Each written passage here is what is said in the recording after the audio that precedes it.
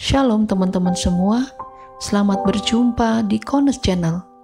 Di channel ini, kalian akan menyaksikan dan akan mendengarkan video-video yang terbaik yang akan mengubah hidup Anda dan akan mengubah paradigma Anda. Jadi tonton sampai selesai, Bapak Yahweh memberkati. Selamat menyaksikan.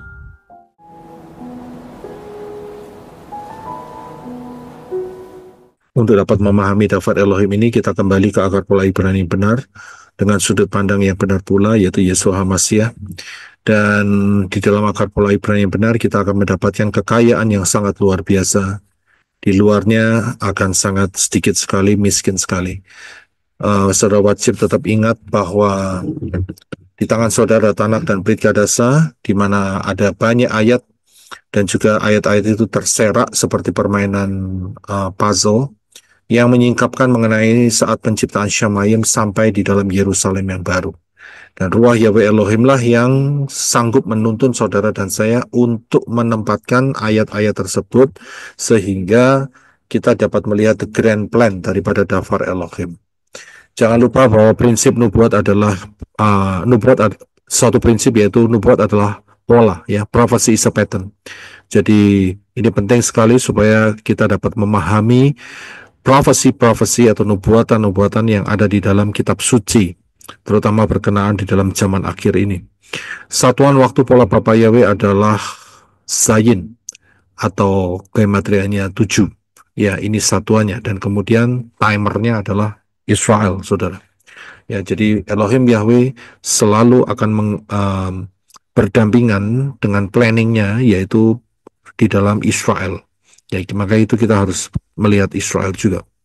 Jadi kita akan masuk di dalam pembahasan sesi yang kedua, 30-2030 atau 33-2033. Tapi sebelumnya saya juga ucapkan Chaks Hanukkah Sameach, karena perayaan Hanukkah ini dirayakan selama 8 hari. Jadi kita masih di dalam 1 minggu, 7 hari plus 1, 8 hari perayaan Hanukkah.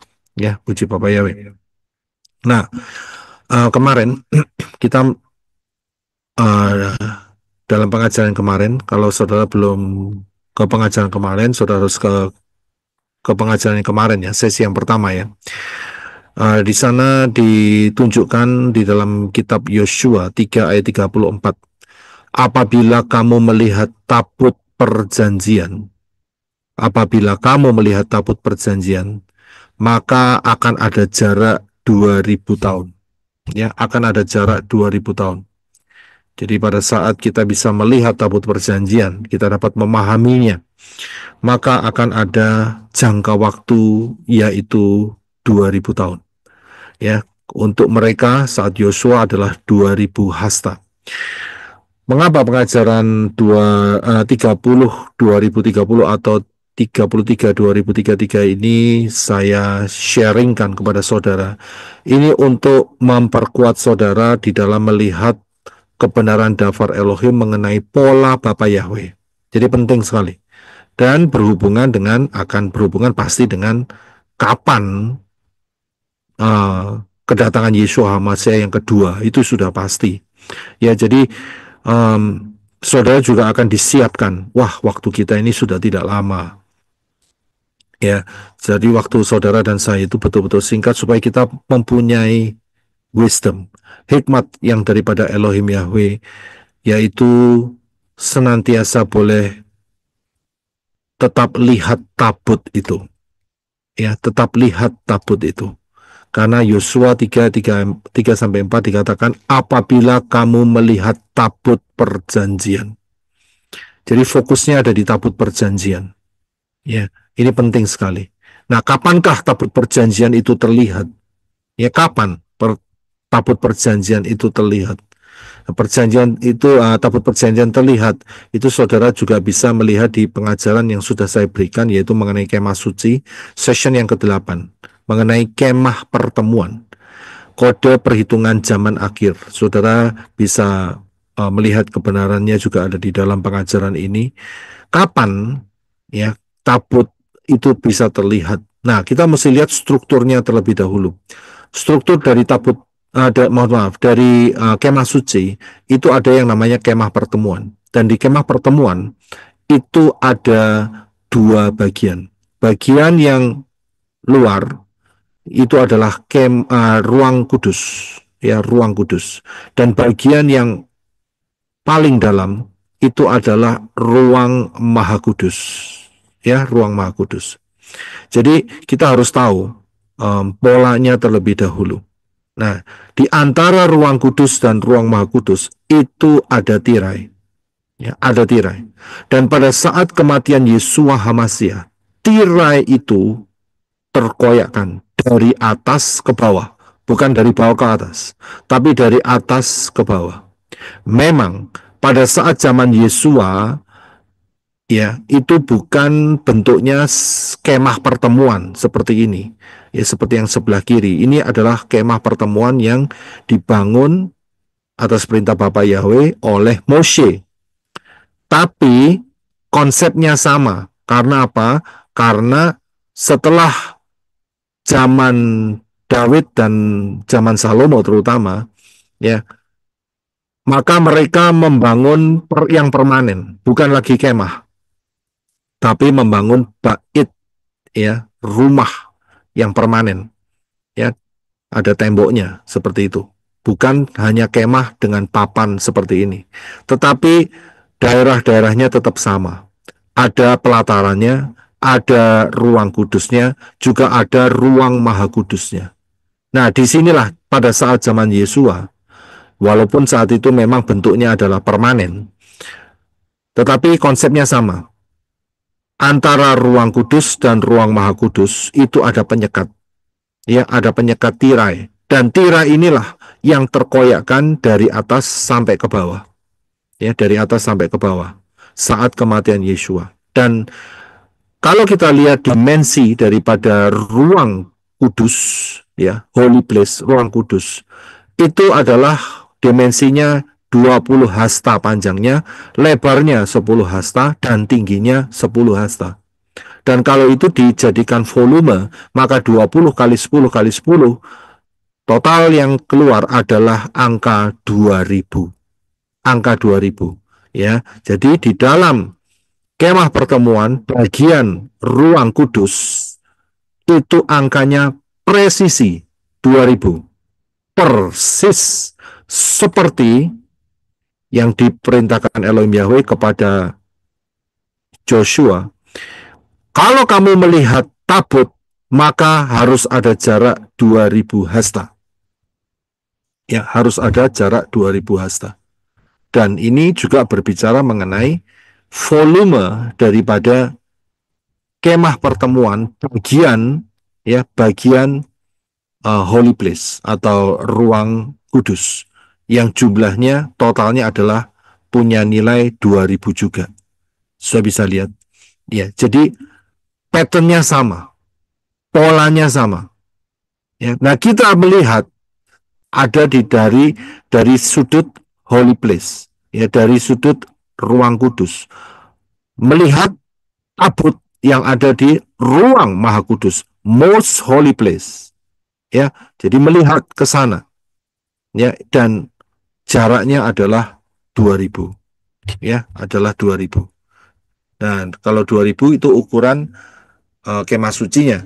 Kalau jaraknya ukuran daripada 2000 hasta, itu zamannya Yosua, ya. Tetapi saudara dan saya, ya, mengalami yang namanya jaraknya itu ternyata 2000 tahun. Begitu saudara, ya. Sama.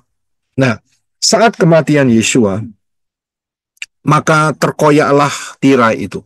Ya, terkoyaklah tirai itu. Penyekat antara ruang kudus dan ruang maha kudus. Silakan Brother Enoch untuk bisa dibaca Matius 27 10 sampai 52. Terima kasih. Matius 27 ayat 50. Dan sambil berteriak lagi dengan suara nyaring, Yesua menyerahkan rohnya. 51. Dan lihatlah, tabir di tempat suci terbelah menjadi dua dari atas sampai ke bawah. Dan bumi terguncang dan bukit-bukit batu terbelah. 52. Dan kuburan-kuburan terbuka dan banyak tubuh orang-orang kudus yang sudah meninggal dibangkitkan. Ya, terima kasih. Kalau saya perhatikan, pada saat kematian Yeshua, ada hal-hal yang menakjubkan yang terjadi.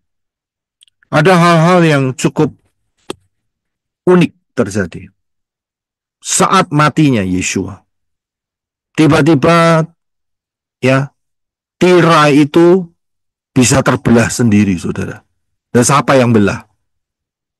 Tiba-tiba bisa terkoyakkan. Padahal tirai itu kan terbuat dari jalinan, ya benang-benang. Dan saya yakin itu kuat sekali. Kalau tidak kuat kan akan gampang robek. Tapi dalam hal ini tiba-tiba terjadi suatu hal yang dalam tanda kutip itu misterius. Terkoyakkan dari atas sampai bawah, bukan dari bawah sampai atas. Mungkin kalau dari bawah sampai atas mungkin ada orang yang menyobeknya. Ya, tapi ini terjadinya dari atas sampai bawah. Dan ini cukup unik. Siapa yang bisa naik dari atas sampai bawah? Ternyata ini adalah karya Elohim Yahweh. Sehingga ruang kudus dan ruang maha kudus itu menyatu dengan terkoyaknya tirai ini. Nah, kejadian ini terjadi di bait suci yang kedua, dalam arti yaitu bait suci yang direnovasi, dibangun kembali oleh Nehemia dan Ezra, ya, dan juga dipercantik oleh Herodes Agung. Ya, jadi ini terjadinya di situ, saudara. Jadi secara umum, secara publik, mereka melihat, ya, yang terutama yang lihat adalah para imam. Ya, para imam, karena imam bertugas sampai di ruang kudus. Dan saya yakin imam besar pun melihat. Imam besar saat itu juga melihat. Nah, mereka-mereka ini merepresentasikan Israel. Sudah bisa lihat. Jadi pada saat tirai ini terkoyak, itu merupakan satu tanda untuk Israel. Dan Israel seharusnya juga ingat dengan peristiwa daripada Yosua itu. Kalau kamu melihat tabut, maka akan ada jarak 2000. Nah, di sini kode itu diberikan Elohim Yahweh untuk Israel. Ya, untuk Israel. Sudah bisa lihat. Elohim Yahweh memberikan kode ini untuk Israel. Nah, bagaimana dengan yang non-Israel? Bagaimana dengan yang non-Israel? Apakah Elohim Yahweh memberikan kodenya juga? Ya, memberikan kodenya juga. Itu kan buat Israel.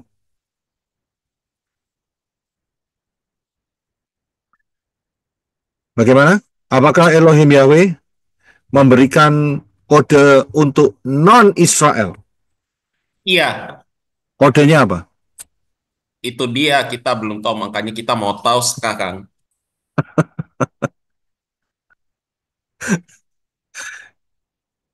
Kalau tadi kita lihat, terima kasih, Brisco, jawabannya yang Anes. Ya, jadi kalau kita lihat, yang bisa lihat di ruang kudus adalah para imam. Dan juga imam besar. Saat itu ada Kayafas dan Hanas, ya, sebagai imam besarnya. Ya, Kayafas, Hanas itu adalah bapak mertuanya Kayafas. Ya, Kayafas itu adalah imam besar yang diakui oleh Pilatus Romawi. Sedangkan Hanas itu adalah imam besar, ya, yang akan berhubungan dengan orang Israel. Jadi mungkin saudara bertanya, ya, kenapa kok imam besarnya ada dua? Kan seharusnya cuma satu, begitu saudara, ya. Yaitu jawabannya di situ. Jadi Hanas itu adalah imam besar untuk hubungannya dengan orang-orang Israel. Sedangkan Kayafas itu adalah mantunya, anak mantunya, ya. Dan dia banyak berhubungan dengan Pilatus, ya, dengan government of Rome saat itu. Ya, nah mereka pasti lihat dan mereka merupakan representasi daripada bangsa Israel yang melihat kode ini, saudara. Dan kita tahu kode ini bahwa Israel juga harus paham akan ada jarak 2000 tahun. Ya, nah sekarang masalahnya itu kan buat para imam, ya kan, untuk orang Israel. Bagaimana dengan orang yang non-Israel, non-Yahudi? Apakah ada tandanya? Ternyata Elohim Yahweh mengasihi saudara dan saya. Ya, kita bisa melihat tabutnya itu. Bagaimana caranya? Caranya adalah dengan cara yaitu didatangkannya gempa. Nah ini dia, saudara. Buminya bergoncang. Dan ya, saat terjadi gempa, maka bukit batu terbelah. Yang terbelah itu bukan cuma gunung-gunung saja, akan tetapi memberikan rongga yang ada di bawah tempat Yesua disalibkan itu retak. Nah, disinilah terjadi sesuatu keajaiban. Ya, flow ceritanya, alur ceritanya, Yesua mati sudahan, tapi orang Romawi mau memastikan bahwa dia harus mati daripada penjahat yang disalib bersama Yesua kanan dan kirinya. Untuk dipastikan kematiannya, mereka harus dipatahkan lututnya, tulangnya harus dipukul, ya, sehingga mereka tidak bisa menarik oksigen. Ya, nanti mungkin saat Pesah ya, saya kasih tahu bagaimana proses daripada penyaliban. Ya, kenapa kok kakinya harus dipatahkan? Ya, nanti saja. Kalau sekarang tak ceritai kepanjangan ceritanya. Ya, jadi nanti saja. Tapi saudara mesti mengingatkan saya ya, karena itu masih 4-5 bulan lagi tuh, 4 bulanan. Ya, 4 bulanan. Jadi saudara mesti mengingatkan ya, supaya saya nggak kelupaan juga ya. Nah, pada saat mereka, para prajurit ini untuk memastikan kematian Yesua, mereka tidak memukul kaki Yesua. Karena mereka lihat sudah mati, tapi mereka mau memastikan betul-betul mati. Caranya bagaimana? Caranya adalah lambungnya ditusuk dengan lembing. Ya, dengan lembing ditusuk di sana, keluar tertulis darah dan air. Ya, darah dan air itu keluar. Kencang sekali, saudara. Jadi darah campur air itu akhirnya turun ke bawah melintasi rongga-rongga yang terbuka, dan disitulah ternyata ya hampir 2000 tahun kemudian Ron Wyatt ketemu barang ini, yaitu tabut perjanjian, netes di sana,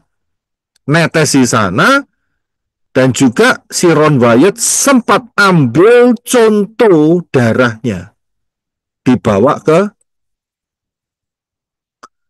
ke laboratorium. Saya bisa lihat, dicek kromosomnya 24, saudara.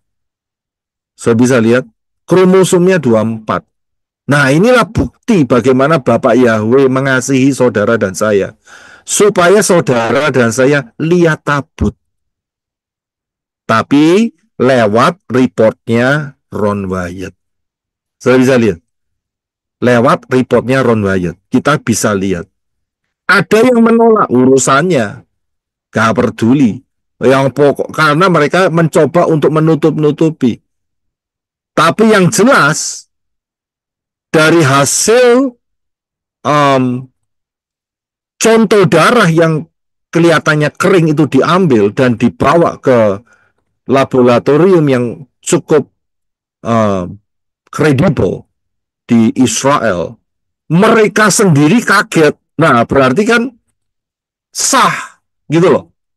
Karena ini disaksikan bukan cuma satu orang. Kalau Ron Wyatt ngetes sendiri, ya kita bisa tahu ya, mungkin dia bohong, begitu loh, saudara. Ya, dia bohong karena ngetes sendiri, nemu sendiri, ngetes sendiri, betul kan? Itu bohong. Masuk gua, ketemu, ngambil, ngetes sendiri, ya kan? Terus kemudian dipublikasikan. Nah, kelihatan bohongnya, saudara. Persis si undur-undur itu, saudara. Itu kan kelihatan bohongnya. Ya toh? Pergi gua sendiri, ngomongnya ketemu malaikat sendiri, katanya dicekik sendiri, ya ngomongnya nggak bisa membaca dan menulis. Lah itu semuanya sendiri, saudara. Nggak ada saksi matanya, sendiri si undur-undur itu. Ya kita bisa tahu itu bohong, begitu loh, saudara. Ya kan? Nah, sedangkan Ron Wyatt ini nggak sendiri, saudara, satu tim. Sudah satu tim dibawa pergi laboratorium orang Israel dan tidak dikasih tahu. Ini darah siapa? Tapi coba dilihat darahnya. Dia coba lihat, diputar-putar, nggak tahu caranya, dikasih ini, kasih itu. Weh, ternyata sekian jam kemudian dia datang pada kaget. Nah, itu. Nah, ini berarti ada saksi kalau kaget. Betul kan? Ya kan, kalau si undur-undur tuh nggak kaget, saudara, nggak ada saksi, jadi nggak usah kaget, ya kan. Lah ini pada terkejut semua, ini darah kok kelihatannya mati, tapi ditaruh di media hidup, dan kromosomnya cuma 24. Nah berarti kan saksinya bukan cuma Ron Wyatt sama tim. Kalau Ron Wyatt sama tim kan bisa kong kali kong, begitu loh, saudara, ya. Ya, tahu ya kong kali kong ya. Saya nggak tahu itu bahasa Malaysianya apa, tolong diterjemahkan. Itu karena bahasa dari Timur Tengah, ya, kong kali kong. Ya, karena pada King Kong itu berkumpul semua, jadi kong kali kong. So, jadi apa yang terjadi? Mereka membuktikan dari keterkejutannya tim laboratorium ini. Bahkan orang yang ngecek, mereka panggil ketuanya. Lihat ini, ada darah kering, kromosomnya 24, tapi hidup. Nah, gitu, saudara. Ada saksinya. Mereka tanya. Ya, itu diputar ya, 72 jam ya, pelan-pelan begitu ya. Nggak tahulah caranya bagaimana. Saudara bisa temukan itu videonya, Puji Bapak Yahweh masih beredar dengan luas. Dan apa yang terjadi? Mereka tanya, ini darahnya sopo? Nah, begitu kan? Ini darahnya siapa? Dan dijawab, ini darahnya Mesiasmu. Wah, kaget nggak? Kaget, saudara. Darahnya Mesiasmu. Pasti mereka ingat. Tidak lain adalah darah Yesua. Ya, ini bukti. Kita bisa lihat. Kembali ke Yosua. Kalau kamu lihat tabut, perhatikan. Ada jarak 2000 hasta. Itu buat Yosua. Sama orang Israel. Buat saudara dan saya, perhatikan. Ada jarak 2000 tahun. Saya bisa lihat. Elegan banget ya. Cara Bapak Yahweh ya, bekerja ya. Luar biasa ya. Nggak terpikirkan, saudara. Itu disembunyikan loh. Elegan banget loh. Dan itu disiapkan buat siapa? Saudara dan saya. Elegan banget. Ya. Orang Israel pun sampai hari ini, ya, bahasa Koreanya itu bidek. Tahu bidek? Ya. Tahu bidek? Bidek itu tidak mau tahu. Tutup telinga, itu bidek. Itu Korea Utara. Ya. Jadi tidak mau tahu sama sekali. Padahal buktinya sudah ada. Puji Bapak Yahweh, saudara dan saya tidak bidek. Kita meresponi dengan baik dan benar. Saya bisa lihat. Kita bisa melihat tabut perjanjian. Nah, ini kan dahsyat, elegan banget ini. Caranya Yesua. Ya, dahsyat kan ya? Ya, di detik-detik terakhir, itu si Ron Wyatt itu kan kapan ya? Tahun 1980-an. Ya, 1980-an. Dia sudah saat itu 80 atau enggak tahu, sekitar 80-an kalau nggak salah ya. Coba cek saja. Tapi untungnya apa? Saat itu ada teknologi mikroskop, sudah ada. Sudah ada teknologi apa lagi? Tape recorder sudah ada. Video sudah ada. Ya, TV sudah ada. Lah coba Ron Wyatt lahirnya 1700 something atau 1800 something. Ya toh cuma nulis kertas begitu saja. Lah itu kan masih meragukan. Elegan banget enggak caranya Bapak Yahweh. Woi, hebat ya. Hebat loh. Padahal kondisinya saat itu memang belum ada yang namanya apa itu namanya CD atau apa itu namanya flash drive seperti hari ini, ya kan? Tapi hari itu ada tapes, udah cukup. Dan hari ini kita bisa menyaksikan penemuannya dia. Kalau kamu lihat, maka hati-hati. 2000, ya, ada jangka waktu 2000. Luar biasa nggak? Dahsyat sekali, elegan banget cara Bapak Yahweh, ya, untuk mengasihi saudara dan saya. Saudara dan saya kan nggak mungkin masuk pergi ruang kudus. Lawang sekarang ruang kudusnya juga nggak ada, saudara. Saya bisa lihat, mana ada sekarang. Lah bagaimana caranya? Tapi itu disimpan dengan luar biasa. Mantap nggak ngikut Bapak Yahweh? Luar biasa. Keselamatan yang saudara dan saya terima dari Bapak Yahweh itu elegan banget loh, saudara. Itu bayarnya nggak murah loh, saudara. Mahal sekali. Sangat-sangat mahal sekali dan elegan banget. Setan saja nggak bisa deteksi, saudara. Coba bayangin. Mestinya kan setan tahu kan ya? Mestinya kan tahu kan ya? Kan setan tuh matanya kayak rongsen gitu, tahu? Kayak rongsen ya? Tahu ya rongsen ya? Bisa lihat sampai sedalam-dalamnya, jeroannya kan bisa lihat semua ya. Itu kan ya. Ya tahu jeroan ya. Itu makanan yang waduh, itu makanan lezat itu makanan lezat tapi mematikan. Itu jeroan. Ngerti ya maksudnya ya? Jangan banyak makan itu kalau nggak mau kena kolesterol, saudara. Ya, tapi kemampuan rongsen itu bisa lihat sampai jeroan-jeroannya kan. Nah, saya yakin matanya setan itu kan bisa lihat sampai jeroan, saudara ya. Ya, sampai dalam-dalam seperti itu. Lah kok nggak bisa nemu? Begitu loh. Kok nggak bisa lihat? Ada tabut ditaruh di situ. Aneh kan? Aneh kan? Setan nggak bisa, entah bagaimana tiba-tiba ketemu guanya atau apa ya, terus tiba-tiba dapat seperti itu. Lalu tidak ketemu itu zamannya, sejak zaman Salomo itu tabut itu sudah disembunyikan gara-gara Salomo berzina. Ya, itu ceritanya begitu. Ini kira-kira mereka sudah mikir zaman Salomo, wah Salomo ini wah gawat ini. Jadi raja, ya, istrinya 1000. Wah repot ini.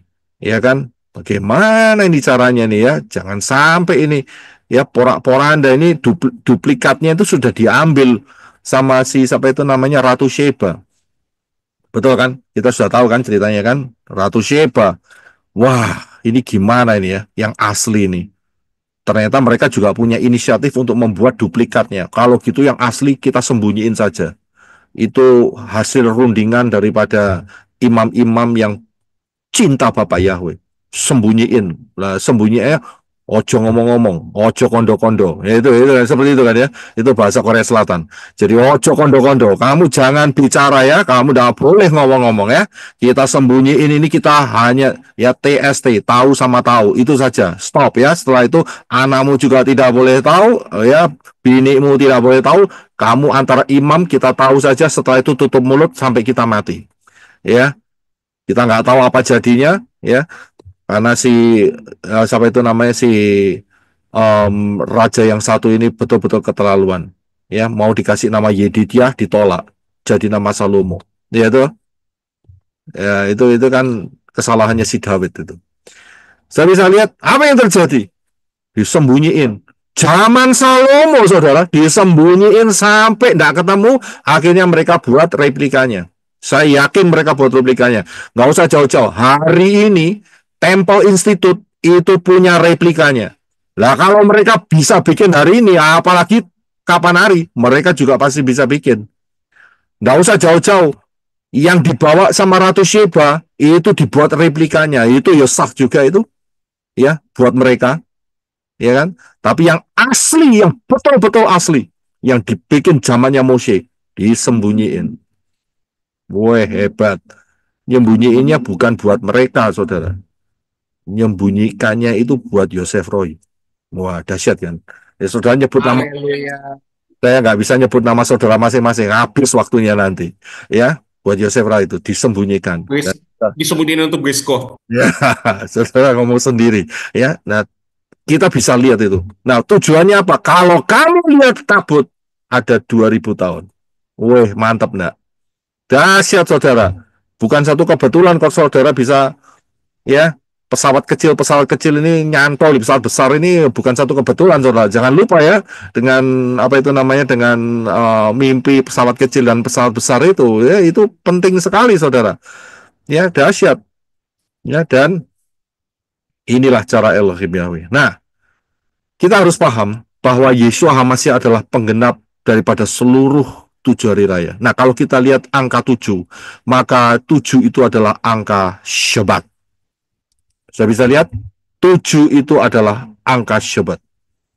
Ya, kemarin kita belajar Syabat. Dan saya harus kasih tahu, fondasi yang Elohim Yahweh berikan untuk saudara dan saya, itu fondasinya Syabat. Fondasinya Syabat, saudara. Ya, 3 huruf Shin Beth Tau. Ya, saya nggak usah bahas satu-satu, tapi ujungnya adalah tubuh yang hancur di kayu salib. Itu Syabat.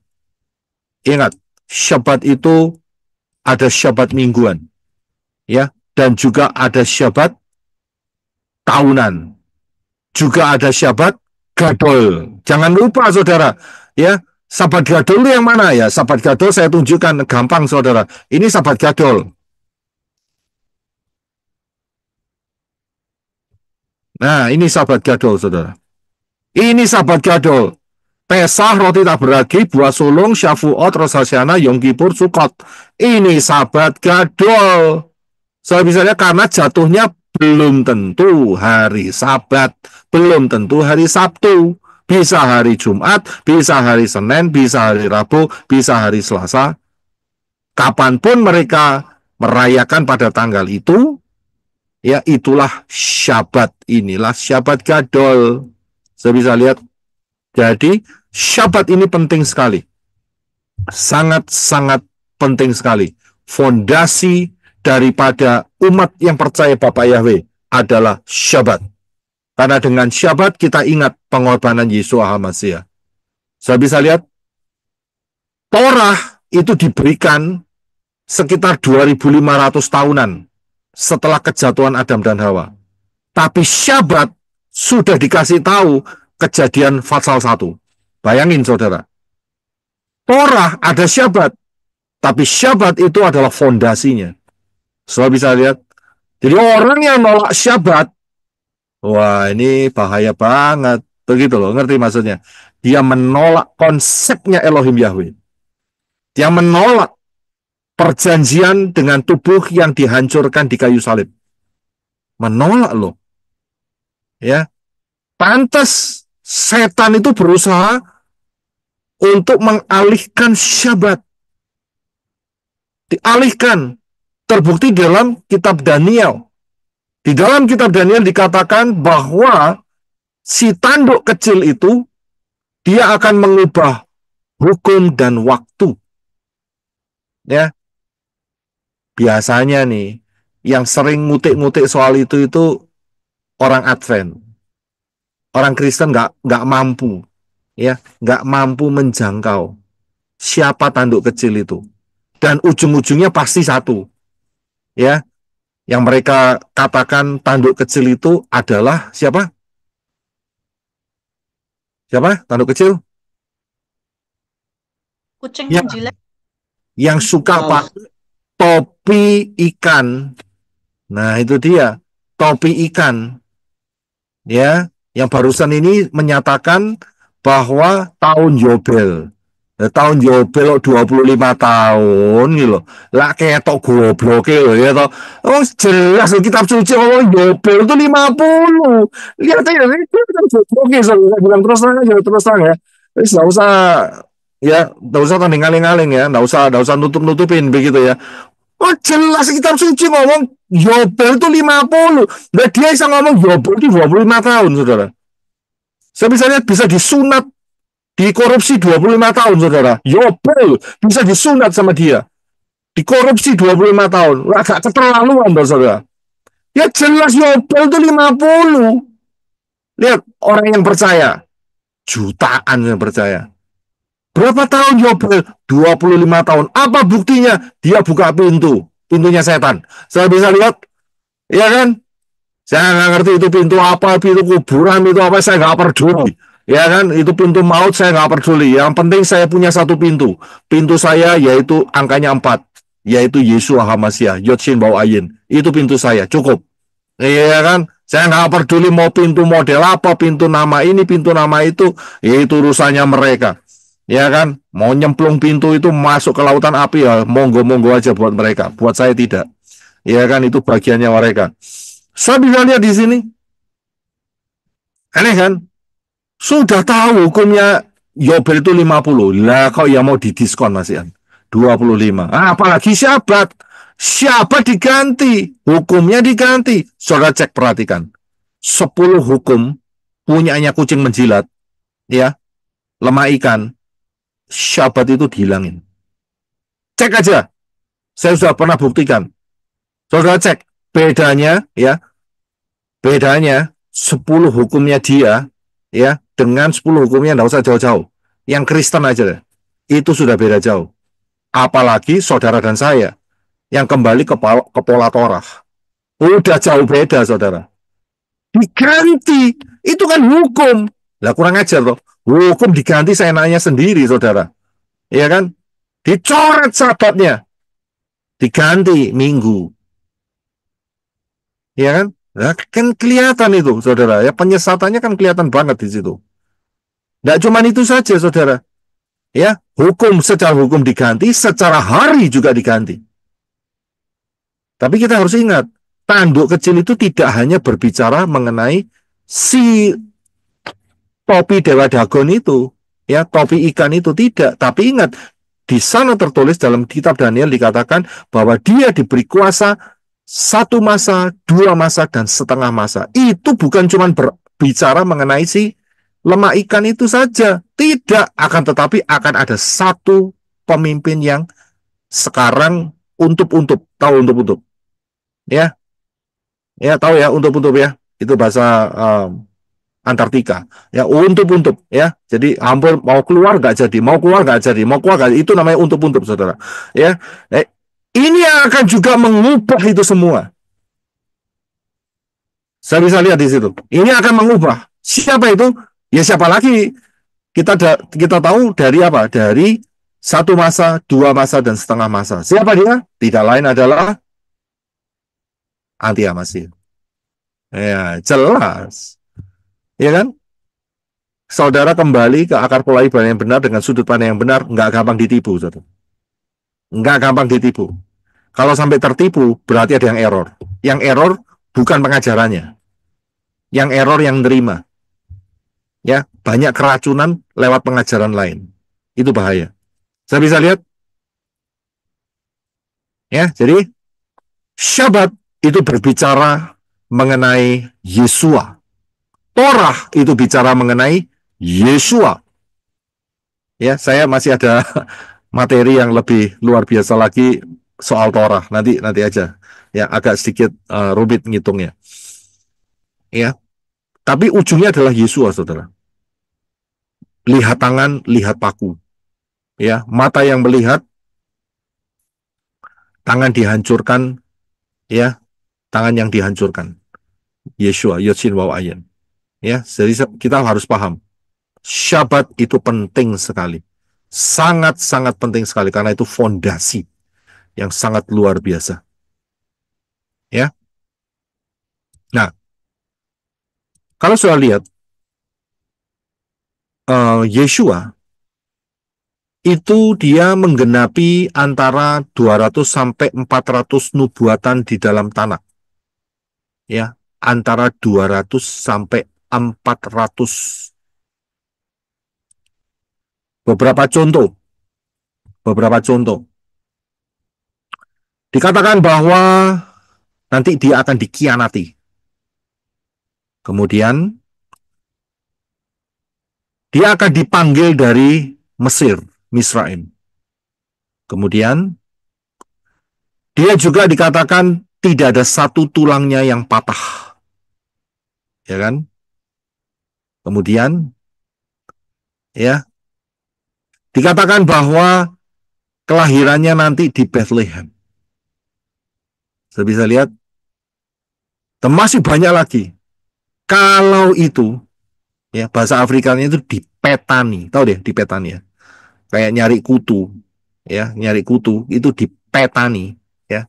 Apa itu dipetani? Bahasa Inggrisnya, tolong supaya yang teman-teman di Malaysia bisa paham. Apakah diselidiki, Papa? Pak. Bukan soal diselidiki ya. Dipetani itu diambil satu-satunya itu dicari kutunya itu loh ya. Di kepala itu Dipilai, Pak. ya dipilah-pilah pokoknya dipetani itu mantap sekali saudara ya. Being selected. Ya di search di apa itu namanya di search ya Selected. Being selected. ya di select Kan mungkin Pak. ya. Disibakkan. Ya pokoknya dicari ya Dipilihi. ya dipilih juga ya pokoknya seperti itu ya kalau dipetani seperti itu saya bisa membayangkan ya diselidiki dengan detail itu nubuatan mengenai Yesua itu yaitu tadi dikatakan bahwa sekitar 200 sampai 400 nubuatan. Belum yang kecil-kecil, itu yang besar yang saya ucapkan itu tadi. Belum soal waktunya, belum lagi tempatnya, itu banyak saudara. Belum lagi mujizat-mujizat yang diadakan, belum lagi, wes macam-macam. Banyak itu, ya. Dan saudara, sekarang kan matematika lebih pintar saudara, daripada 2000 tahun yang lalu. Ya. Nah, hari ini bagi yang guru matematika, saudara pasti akan lebih paham yang namanya probabilitas. Tahu ya probabilitas ya. Jadi probabilitas itu misalnya gini saudara. Saudara punya karung besar, isinya kucing. Ya, semuanya putih, yang satu hitam. Nah, itu saudara. Saudara ngambil tanpa melihat isinya, enggak boleh dilihat. Matanya ditutup, ngambil untuk mendapatkan kucing hitam yang ada di satu karung yang jumlahnya kucingnya itu 50. Nah itu saya nggak ngerti itu probabilitas saya paling benci itu. Sebabnya ngitungnya banyak sekali pusing saudara. Dulu seperti itu pokoknya lulus begitu aja. Ya kan? Tapi kalau saya lihat probabilitas itu luar biasa. Luar biasa. Saya tunjukkan ya, ini probabilitas daripada nubuatan yang digenapi oleh Yesua. Kalau diambil cuma 31 saja, ya, atau 10 saja, saudara bisa baca nih ya. Coba Brother Enoch bisa baca nih, yang sebelah kanan nih, terjemahannya. Silakan Brother. Yesua menggenapi antara 200 dan 400 nubuat dalam perjanjian lama tanah yang merujuk pada rincian spesifik tentang kehidupannya dan kehidupan secara umum. Nubuat-nubuat ini ditulis ratusan tahun sebelum kelahirannya. Probabilitas bahwa Yesua HaMasyiah menggenapi ke-31 nubuat adalah 1 dari 2,54 kali 10 pangkat 28.1. Probabilitas bahwa seseorang secara independen dan serentak menggenapi ke-10 nubuat tersebut adalah 1 banding 1,642,500 dan seterusnya 00 itu adalah 1 banding 16.425 dengan 47 angka 0 di belakangnya. Iya, terima kasih. Saudara bisa lihat banyaknya 0 itu saudara. Saudara bisa bayangkan 10 atau 31 itu banding sekian power, kekuatan. Ya, nolnya banyaknya luar biasa saudara, bulat ceritanya ya, nggak ngerti itu sudah ngomongnya bagaimana juga saya nggak tahu. Bayangkan saudara, hanya 1 banding sekian, ketepatannya itu loh saudara, ketepatannya itu dahsyat sekali. Hanya Elohim Yahweh yang mampu ya. Kalau itu kan ditanak kan ya, kedatangan pertamanya itu 100% akurat. Bayangin saudara, dengan probabilitas seperti itu 100% akurat untuk yang pertama. Bagaimana untuk yang kedua? Apakah meleset? Nah, ini saya bisa lihat apakah tidak 100% akurat. Saya bisa lihat cara Elohim Yahweh yang sangat luar biasa untuk membuktikan kepada saudara dan saya sampai begitu detailnya. Sampai begitu detailnya. Karena itu, Yeshua juga pernah ngomong, rambutmu terhitung. Bayangin, saudara. Saudara tidak pernah punya hitungan soal rambut yang di kepala saudara, tapi Yeshua juga sudah bilang, aku tahu brodol berapa. Ngerti maksudnya brodol? Ya, rontok berapa, dia sudah tahu. Saya bisa lihat, dan dia tahu nomornya. Ini rontok nomor sekian, sekian, sekian. Itu database-nya ada semua. Kalau saudara kepengen tahu, nanti nunggu Harpatso. Tanya, ya, di perpustakaannya Syamayim, saat saya ada di bumi, sisiran rontok nomor berapa saja yang rontok. Tanggal ini, itu ada semua, saudara. Ada semua. Rontoknya berapa.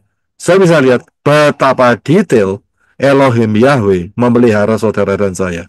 Dahsyat nggak? Dahsyat luar biasa. Dan probabilitas ini yang nolnya entah kayak sepur itu saudara ya, kayak kereta api itu banyak 0,00000 seperti itu. Itu identik dengan apa? Dengan saudara bisa memenangkan pertempuran. Saya bisa lihat saudara menang pertempuran melawan siapa? Melawan siapa? Melawan siapa? Diri sendiri. Gawat. Gawat kalau Melawan waktu. melawan sperma yang lain. Itu jawabannya. Saudara bisa muncul sekarang, itu saudara sudah mengalami pertempuran melawan sperma-sperma yang lain.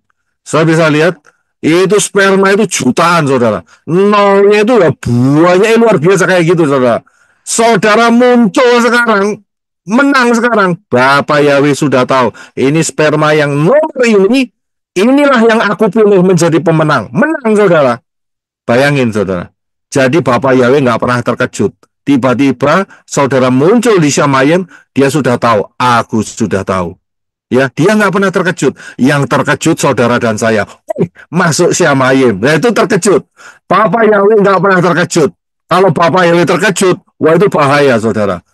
Oh, ada di sini nih orang. Dari mana nih? Itu hanya nggak ada. Dia bisa muncul di Syamayim. Wah itu mengerikan, saudara. Ya, saya bisa lihat Bapak Yahweh sudah tahu terlebih dahulu. Dia tidak pernah terkejut. Dahsyat sekali, saudara. Dia sudah tahu sebelumnya. Karena itu dia punya rencana yang luar biasa buat saudara dan saya. Saya bisa lihat mengapa saudara dan saya tidak dijadikan 2000 tahun yang lalu. Wah, repot, saudara. Bisa-bisa, wah itu sama dengan mereka-mereka itu bisa-bisa loh ya. Mungkin bisa ngomong, salibkan dia, salibkan dia. Lah, ya mau diar, saudara, kalau kayak gitu. Jangan sampai mulut kita ngomong seperti itu, bukan? Tapi Bapak Yahweh sudah tahu terlebih dahulu. Kalau saudara dan saya dikasih kesempatan, wes tak kasih kesempatan nanti 2024 ngumpul di pelayanan Menora. Ya, sudah tahu kan ya. Ya, nanti tidak lama lagi langsung Harpatso. Aman ceritanya. Seperti itu. Dia sudah tahu terlebih dahulu. Saya bisa lihat, wah ini kan dahsyat, elegan banget tuh. Iya kan? Kan enak banget ya, hidup zaman sekarang kan luar biasa. Daripada hidup zamannya Raja Daud, ya tau kemana-kemana kan gatel semua, saudara. Ya kan sabun nggak ada, sikat gigi nggak ada, ya tau puting selilit aja nggak ada, saudara. Ya tau, waduh, kan itu banyak kutunya, gua tahu terus ada baunya kuda, baunya ini, ya tau. Kan itu malah petaka, saudara. Enak ya zaman sekarang kan, walaupun naik sepeda ongkel kan masih lumayan, saudara, daripada naik, ya tau. Naik kerbau, naik unta seperti itu kan ya rodok sengsara, saudara. Saya bisa lihat lumayan, saudara. Ya bisa puji Bapak Yahweh, ada sabun, ada sampo, itu kan lumayan, saudara. Ya kan, daripada nggak ada sama sekali zamannya Raja Salomo. Dengan kemegahannya, Yesus sudah bilang, kamu pikir Salomo megah? Oh tidak megah, lebih megah bunga di padang. daripada Salomo. Lah karena Salomo mandinya nggak pakai sabun, saudara. Sedangkan bunga itu ada wanginya. Saudara jangan berpikir, wah ya kan Salomo itu wangi. Ya wangi itu ya gara-gara mur, minyak mur, saudara ya kan. Makanya Yesus bilang, wah lebih baik bunga di padang. Ya kan, itu saja aku pelihara. Nah, ya kan, nah, luar biasa. Saudara dan saya sekarang disabuni sama Bapak Yahweh, disediakan rinso. Nah, dahsyat kan? Luar biasa enak kan? Ya, ya. Jadi sampai kedatangan Yesus yang pertama itu akurat sekali. Bagaimana dengan yang kedua? Ya pasti akurat, saudara. Wis gitu saja, ya kan? Nah, karena di zaman akhir ini, ya kita sudah lihat keakuratannya. Nah, sekarang masalahnya adalah masa 666. Ini 3,5 atau 7 tahun. Saya sudah ajarkan pengajaran ini. Ya, di dalam pengajaran masa 666, 3,5 atau 7 tahun. Apa hubungannya dengan keakuratan kedatangan Yesua? Oh ya, sangat berhubungan. Karena ini adalah salah satu agenda yang Elohim Yahweh sudah tahu terlebih dahulu. Nah, konflik daripada pengenalan atau pengertian mengenai masa 666, 3,5 atau 7 tahun, itu balik lagi yaitu di ayat-ayat yang tidak asing lagi, yaitu Daniel 9 ayat 24-27. Silakan Brother Enoch bisa membacanya. Terima kasih. Daniel 9 ayat 24. 70 minggu telah ditetapkan atas bangsamu dan atas kotamu yang kudus untuk melenyapkan kefasikan dan untuk mengakhiri dosa dan untuk menghapuskan kesalahan dan untuk mendatangkan kebenaran yang kekal, untuk memeteraikan penglihatan dan nubuat dan untuk mengurapi yang maha kudus. 25. Ketahui dan pahamilah bahwa pada saat perkataan itu keluar untuk memulihkan dan untuk membangun kembali Yerusalem sampai kepada Mesias, penguasa itu akan ada 7 minggu dan 62 minggu. Jalan dan tembok itu akan dibangun kembali walaupun di masa kesukaran. 26. Kemudian sesudah 62 minggu, Mesias akan disingkirkan dan tidak ada apapun lagi padanya. Kemudian rakyat dari seorang penguasa sambil datang menyerbu, mereka akan memusnahkan kota dan tempat kudus itu. Maka pada akhirnya akan ada air bah, bahkan sampai akhir akan ada peperangan yang menghancurkan seperti yang telah ditetapkan. 27. Kemudian ia akan meneguhkan perjanjian dengan banyak orang selama 1 minggu. Tetapi pada pertengahan minggu, ia akan menghentikan kurban dan persembahan.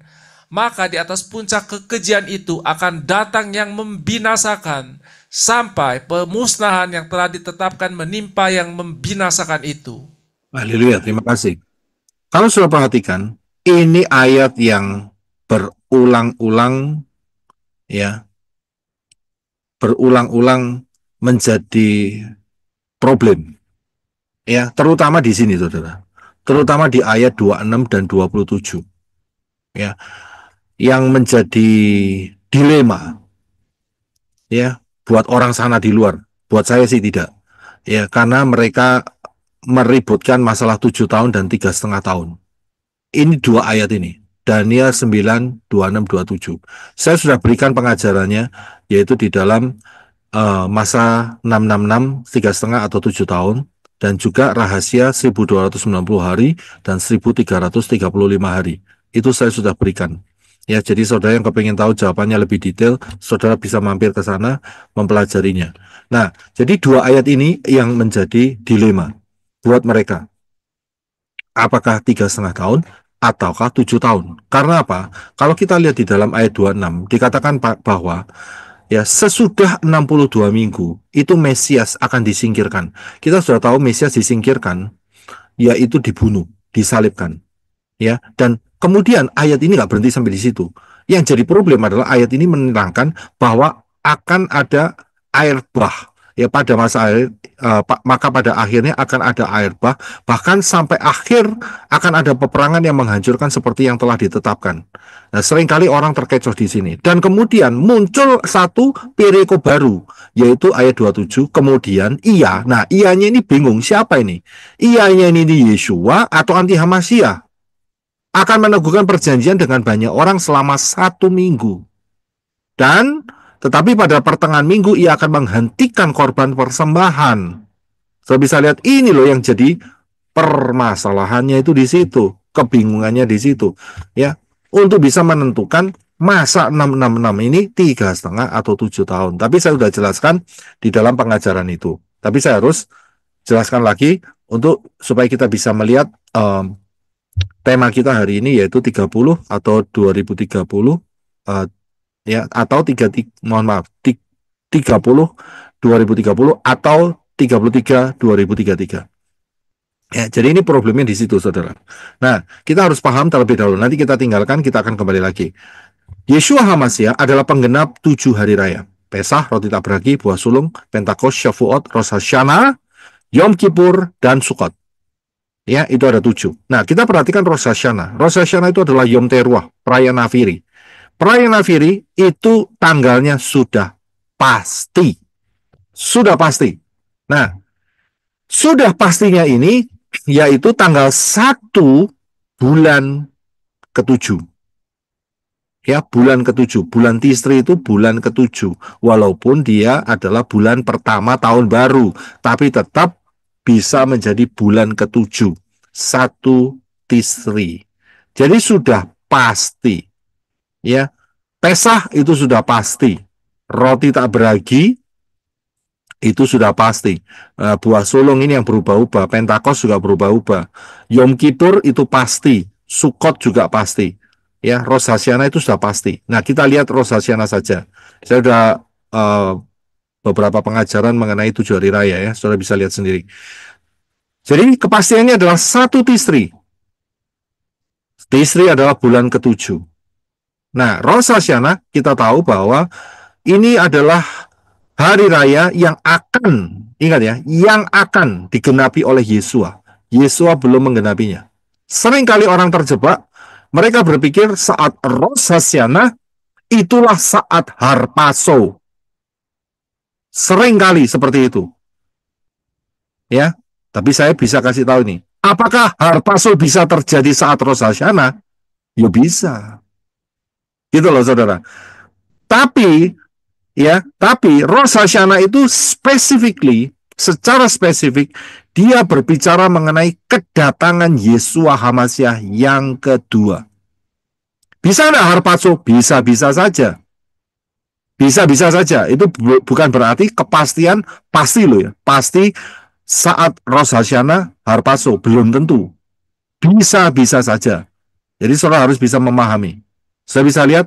Nah, tapi yang pasti kedatangan Yeshua HaMashiach yang kedua itu pasti saat Rosh Hashanah. Ya, saat Rosh Hashanah, saat 1 Tisri. Saat 1 Tisri. Perayaan Nafiri, perayaan trompet. Ya, perayaan trompet. Jadi ini penting. Nah, dari sini kita bisa melihat yaitu saat kedatangan Yesua itu adalah penggenapan makro. Kemarin kita bicara mengenai penggenapan mikro dan makro. Ya, nah, jadi yang belum dapat, saudara harus kembali ke pengajaran yang kemarin. Ya, mengenai mikro dan makro. Saya langsung aja. Kalau ngurus yang kemarin, nanti nggak selesai-selesai ceritanya, saudara. Ya, jadi inilah penggenapan makro. Penggenapan mikronya kita sudah lihat kemarin. Penggenapan makro adalah kedatangan Yeshua HaMashiach, yaitu perang Harmagedon. Itu tercatat dalam Zakaria 14 ayat 4. Silakan Brother Reno. Zakaria 14 ayat 4. Pada hari itu, kakinya akan berjejak di Gunung Zaitun yang terletak di depan Yerusalem dari sebelah timur. Dan Gunung Zaitun itu akan terbelah menjadi 2 dari timur ke barat. Sehingga terbentuk suatu lembah yang sangat besar. Dan setengah dari gunung itu akan bergeser ke utara dan setengah lagi ke selatan. Ya, terima kasih. Jadi inilah penggenapan makro, tapi untuk standpoint saudara dan saya sekarang belum tergenapi. Belum tergenapi. Ya, ingat ya, belum tergenapi. Ya, memang jelas. Kalau tergenapi ya kita sudah masuk dalam kerajaan 1000 tahun nih ceritanya. Ya belum tergenapi pasti. Ya, yang sudah tergenapi adalah mikro. Mikronya di mana? Yaitu Yesua mati pada hari Rabu. Saat itu tanggal 14 Nisan. Saat itu hari Rabu, ya, matinya tanggal 14 Nisan, saat itu hari Rabu, hari keempat, dan kemudian bangkit pada hari Syabat, 17 Nisan, ya, pada hari yang ketujuh. Ini penggenapan mikro, sedangkan yang makro belum. Saudara dan saya masih menunggu beberapa tahun ke depan. Ya, menunggu dalam arti saudara dan saya nunggu harpazonya. Yes, kita masuk. Harpazonya, itu maksud saya begitu. Nggak nunggu dia datang, saudara lihat. Wah, mempesona sekali nggak? Oh yes, pasti. Tiba-tiba ada orang yang berkuda turun dari Syamayim. Ya, dan kemudian kelihatan mulutnya keluar pedang. Jubahnya merah, kudanya putih. Wah, itu kan merah putih, saudara. Indonesia, ya. Siapa tahu. Tapi nggak ada hubungannya. Mohon maaf, nggak ada hubungannya karena presidennya sudah ngomong 2030 sudah nggak ada. Jadi nggak ada hubungannya. Ya, jadi selalu paham kan. Ya, jadi walaupun merah putih itu bukan berarti bendera saudara. Bukan, ya. Akan tetapi itu kode. Ya, itu adalah kode. Dia turun, orang yang lihat tercengang, ya pasti tercengang. Wah, kagum, luar biasa. Sudah bisa lihat, dahsyat, dahsyat. Saudara mau lihat? Tidak, Pak. Nah, ya, oke. Enggak. Saudara sudah mahir. Saya Ya, ikut. jangan mau lihat, tapi ngikut. Ngikut penunggang kuda. Ya, ngikut penunggang kuda di belakangnya. Ya, jangan di depannya, di belakangnya. Karena dia yang perang, bukan saudara dan saya yang perang. Ingat ya, saudara dan saya bukan petempur. Saya bisa lihat, ya, saudara dan saya bukan apa itu nih dipersiapkan untuk pertempuran, bukan. Saudara dan saya adalah penjala manusia. Oke? Amin. Saudara dan saya adalah tangan kanan di tangan kanan Yesus Masih sebagai pemerintahan nanti dalam kerajaan 1000 tahun. Saudara dan saya sebagai mempelai-mempelainya, ya, mempelai nggak ikut perang. Saya bisa lihat ada yang mempelai ikut perang, wah kebangetan saudara. Ya, yang perang laki, saudara ya. Mempelai nggak usah ikut perang. Mempelai itu disimpan baik-baik, ya kan? Ya dihiasi, dikasih wangi-wangian, ya kan? Ya sudah begitu kan, dikasih lenan halus dan sebagainya. Yang perang yang laki, yang bawa pedang, Yeshua, mulutnya ada keluar pedang. Saya bisa lihat saudara nggak apa pedang, tapi saudara dan saya diperlengkapi dengan pentung. Ya, ya kan betul kan? Tongkat besi kan? Ya itu kan ada di sana, saudara. Jadi jangan pakai pedang, ya kan? Pakai pentung saja, tongkat besi. Nah, jadi saudara harus paham, inilah penggenapan makro dan penggenapan mikro dan penggenapan makro, ya, makro yang akan digenapi. Ya, jadi kita bisa lihat polanya ada di sana. Ya, polanya ada di sana. Nah, ini penggenapan makro. Penggenapan makro ini ada kodenya, yaitu kode hari ke-7, bulan ke-7, dan tahun yang ke-7. Kita sudah tahu semua. Hari ke-7 maksudnya apa? Hari Syabat. Hari ke-7 kan? Bulan ke-7, bulan apa? Juli, bukan. Ingat loh, ini adalah kalender Ibrani. Jadi jangan pakai kalender Gregorian. Nggak akan masuk, saudara. Bulan ke-7 adalah bulan Tisri. Tahunnya, nah ini dia, saudara. Bukan tahun yang ke-7, bukan, tapi tahun yang ke-7.000. Ya, tahun ke-7.000. Inilah kode-kodenya. Ya. Nah, dari sini kita akan mencoba, karena puji Bapak Yahweh, saudara dan saya hidup di zaman yang luar biasa. Luar biasa. Ya. Kalau mungkin 20 tahun yang lalu, 20 tahun yang lalu, mungkin, ya kan, itu kita masih banyak kesulitan. Tapi tahun-tahun sekarang, weh, enak sekali, saudara. Ya, ada sisi positif dari otak buatan itu. Ya, ada sisi positif. Tapi juga ada sisi negatifnya. Yang negatif, biarkan yang makan adalah orang-orang yang anti Hamasiyah saja. Yang sisi positifnya yang kita terima. Ya, sisi positifnya apa? Saudara itu bisa berkelana, ya, dengan cuman pakai kotak kecil. Entah itu cellphone saudara, atau laptop saudara, atau desktop saudara, asalkan saudara bayar pulsa. Itu saja. Ya kan, kalau saudara tidak bayar pulsa, ya saudara sampai nangis-nangis, mewek-mewek, ya saudara tidak akan pernah dapat internet. Itu loh maksudnya saudara. Ya, ngerti ya? Jadi asal saudara berani bayar pulsa, ya saudara akan tersambung dengan internet seluruh dunia, saudara bisa kemana saja.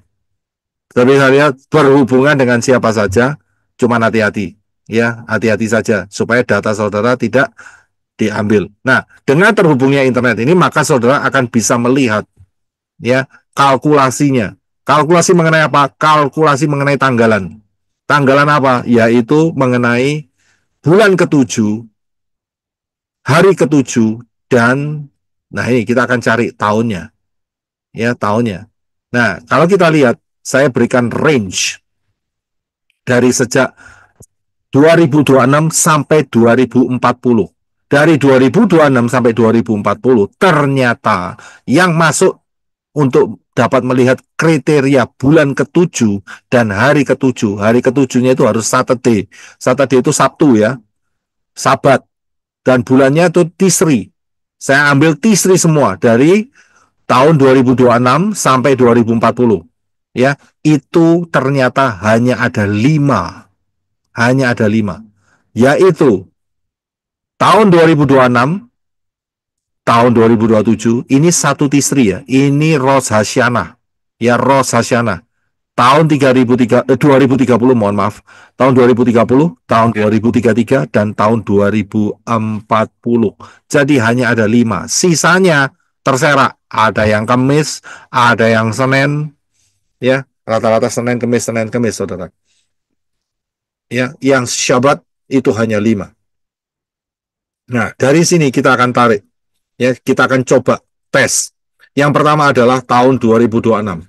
Tahun 2026, seandainya 2026, 12 September itu adalah perang Harmagedon, ya, perang Harmagedon, maka kita bisa melihat berdasarkan kacamata Daniel, ya, yang seandainya diambil 7 tahun, masa 666, maka mundur 7 tahun, yaitu Senin 30 September tahun 2019.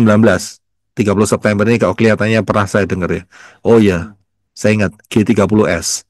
Oke, ya, 30 September, gerakan 30 September. Itu dimulai 2019 adalah masa anti Hamasiyah. Nurut orang yang percaya 7 tahun. Ya, jadi sudah dimulai. Nah, pertanyaannya adalah kita sekarang 2024. Kalau 2019 G30S, gerakan 30 September, gerakan anti Hamasiyah sudah mulai, berarti sekarang ini sudah berantakan. Berantakan, saudara, betul nggak? Ya, sudah bisa melihat air menjadi darah, sudah bisa melihat aspintus, sudah bisa melihat 5 bulan, ya, orang tersembelih tapi tidak mati, iya kan? Itu kan ada itu yang saya sudah bawakan di dalam pengajaran kitab Wahyu. 5 bulan cari mati, nggak mati-mati. Kita sudah lihat itu semua. Apakah kita lihat? Loh, yang tidak itu. Dan ternyata Israel ngebom yang mati itu orangnya. Iya kan? Itu si Sinwar itu, ya kan? Tangannya sampai keple begitu ya kan? Disikat sama rudal, ya kan? Langsung tewas, saudara. Ambior. Ya kan? Betul kan? Ya, tangannya sudah kayak gitu mau lempar apa itu namanya drone pakai kayu, drone dilempar pakai kayu, ya kan, ya, bodohnya orang-orang yang apa itu namanya tidak punya pengertian. Tapi sudah apa itu namanya sudah diriwayatkan, Elohim Yahweh sudah tahu terlebih dahulu ini soal satu orang ini sudah tidak ada gunanya ini sampah ini dibuang saja nih si Sinwar ini, iya kan, sudah tahu ceritanya kan. Nah, akhirnya disikat sniper, langsung dibom kalau nggak salah ya, sama tank, langsung tewas. Saudara bisa lihat. Udah ketemu bidadari, Pak. Nah, oke, disatukan sekalian sama sana. Ya, ketemu dengan bidadari itu bahasa Korea Utaranya growung, tahu growung, ya. Bidadarinya 72 bidadari lagi, Pak. 72 bidadari, Pak. 22 growong semua. Tahu growong? Ya, nggak lengkap ya. Ada yang modelnya kayak zombie begitu. Ya, saya bisa Kuntilanak. iya, macam-macam lah mereka di sana. Saya bisa lihat. Jadi hari ini apakah kita sudah melihat itu semua? Ya tidak, saudara. Nah, berarti ya 1 Tisri 5787 12 September 2026 gugur. Ya, gugur. Kemudian kita lihat yang selanjutnya. Kita coba yang berikutnya, yaitu 1 Tisri 5788. Jatuh hari Sabtu juga 2 Oktober 2027. Kalau seandainya Yesua datang saat itu ditarik 7 tahun, maka startnya adalah 1 Tisri 5781. Sabtu 19 September 2020.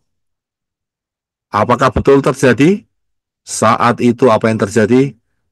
Pertama kali COVID-nya melanda. Betul kan? Ya, melanda kan saat itu 2020 kan? Ya kan? Jadi melanda. Memang banyak yang mati. Matinya karena kaget, ketakutan. Betul kan? Ya memang ada yang sesak nafas, saya tahu, ya kan? Kemudian lidahnya jadi enggak bisa merasa. Saya juga tahu kok itu. Iya kan? Tapi matinya bukan gara-gara itu ternyata. Ketakutan sendiri. Imunnya turun, banyak mati. Tapi belum juga masuk di kriteria 7 tahun. Ya, jadi 2027 jawabannya adalah gugur. Ya, gugur. 2 ini gugur. Nah, sekarang tinggal 3. Tinggal 3. 1 Tisri 5791, 28 September 2030 hari Sabtu, atau 1 Tisri 5794, hari Sabtu 24 September 2033, atau 1 Tisri 5801, Sabtu 8 September 2040. Ya kan? Tinggal 3. Kandidatnya tinggal 3. Boleh saja, boleh nggak? Seperti, ya boleh. Kenapa boleh? Karena kita sudah lihat tabut. Kalau kamu lihat tabut, hitung 2000. Nah, itu dia. Boleh lihat, boleh. Ada yang ngomong, oh dihitung-hitung. Lalu suruh ngitung kok. Saya bisa lihat, disuruh ngitung. Ya kan, kalau kamu lihat tabut, ada jarak 2000. Nggak boleh deket-deket. Nggak boleh 1000. Atau 1500. Atau 2500. Nggak boleh. Lah, 2000 itu apa? Bukan hitungan. Ya suruh ngitung loh. Saya bisa lihat, Yosua saat itu bilang, jangan dekat-dekat loh ya. Harus 2000. Jadi sama-sama kelihatan semuanya. Kalau kedekatan, tunggu. Kamu kecepatan, mundur. Begitu, ya kan? Ada yang ketinggalan, kamu jangan lama, jangan ketinggalan, cepat maju. Supaya pas 2000. Saya bisa lihat, nggak maju, nggak mundur. Pas. Karena ini pola. Saya bisa lihat, nah begitu pula dengan saudara saya. Suruh ngitung, ya dihitung. Jangan takut dengan hitungan. Ada yang ngomong, nggak tahu dicabut kelihatannya. Kok nama Tuhan dihitung-hitung? Lu kenapa tidak? Lu dia ada angka geometrianya, ya dihitung. Memangnya angka geometria mau diapain?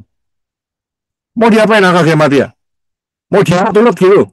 Lihat ya dihitung. Ya, namanya matematika ya dihitung. Iya kan? Nah, kalau matematika nggak dihitung mau jadi apa? Ya bukan matematika itu namanya. Asal Bapak tahu, asal Bapak senang. Maksud saya seperti itu. Nah itu nggak bisa dihitung. Senangnya mau berapa? Ya nggak tahu. Ya kan? Itu nggak bisa dihitung. Tapi ini bisa dihitung. Ya kan? Yodhe hitungannya berapa? 8. Finalnya. Yeshua juga 8 finalnya. Kenapa dihitung? Karena angka 8 adalah angka protection. Yaitu pagar keselamatan hidup kekal. Nah, itu dia. Ya dihitung, saudara. Kalau tidak dihitung, salah. Begitu misalnya ketemu dengan apa itu namanya, Yahshua. Wah itu nggak jadi 8 itu ceritanya. Ya berarti salah. Oke, kita bisa lihat. Oke, kalau salah ya dibetulkan. Ya, saudara bisa lihat itu. Jadi boleh ngitung, saudara. Nah, 3 ini kita perhitungkan. Nah, untuk bisa menemukan, kita coba tinggalkan sebentar. Nanti kita akan ketemu. Yaitu dengan cara melihat bukti sejarah. Caranya seperti itu. Melihat bukti sejarah. Saya yakin saudara tahu ini ya, gambar ini ya. Ini gambar apa nih?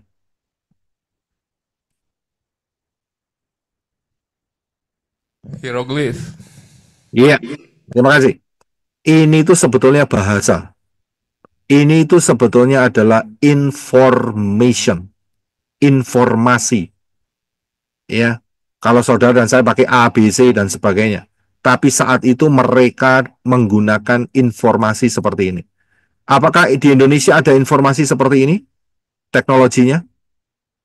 Ada Candi Borobudur. Ada, ini dia saudara. Ternyata teknologinya saat itu mereka dengan menggunakan gambar-gambar.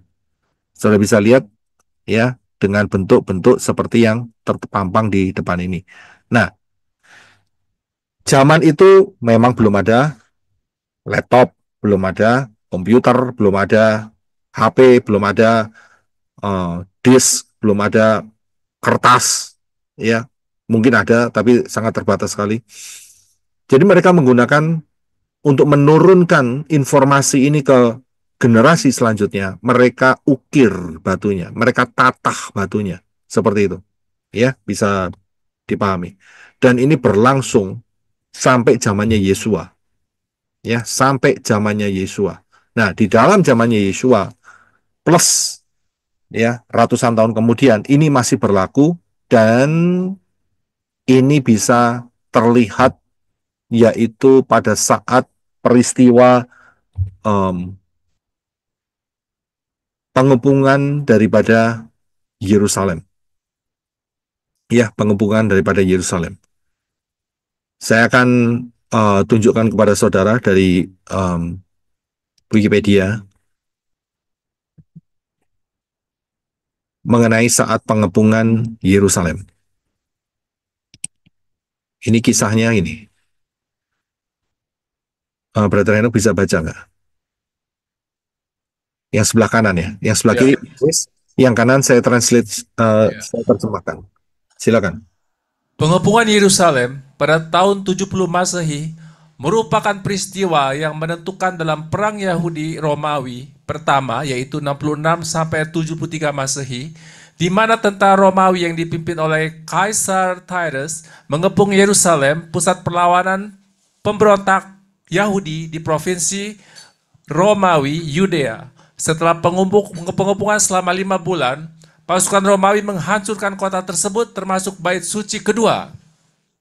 Pada bulan April 70 Masehi, 3 hari sebelum Paskah, tentara Romawi mulai mengepung Yerusalem. Kota ini telah diambil alih oleh beberapa faksi pemberontak setelah periode kerusuhan kebesaran dan runtuhnya pemerintahan sementara yang hanya berumur pendek. Dalam waktu 3 minggu, Romawi berhasil menghancurkan 2 tembok pertama kota. Tetapi perlawanan pemberontak yang keras kepala menghalangi mereka untuk menembus tembok ketiga yang paling tebal. Menurut Josephus, sejarawan kontemporer dan sumber utama untuk perang tersebut, kota ini dilanda pembunuhan, kelaparan, dan kanibalisme.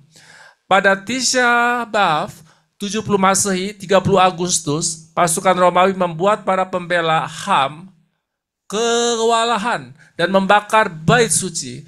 Perlawanan berlanjut selama sebulan berikutnya, tetapi akhirnya bagian atas dan bawah kota juga direbut dan kota itu dibakar habis. Titus hanya menyisakan 3 menara benteng Herodian sebagai kesaksian akan kekuatan kota tersebut.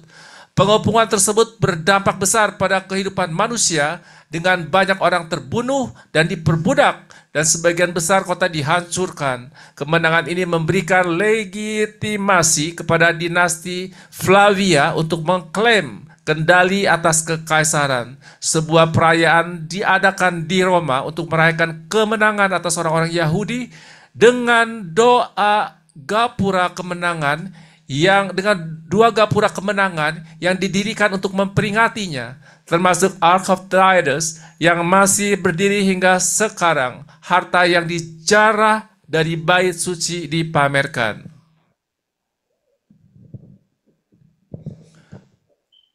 Dan membakar bait suci. Perlawanan berlanjut selama sebulan berikutnya, tetapi akhirnya bagian atas dan bawah kota juga direbut dan kota itu dibakar habis. Tyrus hanya menyisakan 3 menara benteng Herodian sebagai kesaksian akan kekuatan kota tersebut. Pengepungan tersebut berdampak besar pada kehidupan manusia dengan banyak orang terbunuh dan diperbudak, dan sebagian besar kota dihancurkan. Kemenangan ini memberikan legitimasi kepada dinasti Flavia untuk mengklaim kendali atas kekaisaran. Sebuah perayaan diadakan di Roma untuk merayakan kemenangan atas orang-orang Yahudi dengan 2 gapura kemenangan yang didirikan untuk memperingatinya, termasuk Ark of Titus yang masih berdiri hingga sekarang. Harta yang dijarah dari bait suci dipamerkan. Kehancuran Yerusalem menandai titik balik besar dalam sejarah Yahudi. Hilangnya ibu kota dan bait suci kedua mengharuskan pembentukan kembali budaya Yahudi untuk memastikan kelangsungan hidupnya. Dengan tidak dimungkinkannya lagi ibadah pengorbanan, praktek-praktek Yahudi bergeser ke doa, studi Taurat, dan pertemuan sinagog. Menurut tradisi rabbinik, Yohanes bin Zakkai melarikan diri dari Yerusalem selama pengepungan dan mendapatkan izin Romawi untuk mendirikan sebuah pusat studi di Yavne. Peristiwa ini menjadi dasar dalam pengembangan Yudaisme rabbinik yang muncul dari tradisional Farisi dan akhirnya menjadi bentuk utama Yudaisme. Sekte-sekte Yahudi seperti Saduki dan Esori memudar menjadi tidak jelas, sementara para pengikut Yesus dari Nazaret yang masih hidup terus menyebarkan ajaran-ajarannya yang mengarah pada kebangkitan agama Kristen sebagai agama baru yang terpisah. Setelah perang Legio 10, Fretensis mendirikan sebuah kamp militer atas reruntuhan Yerusalem.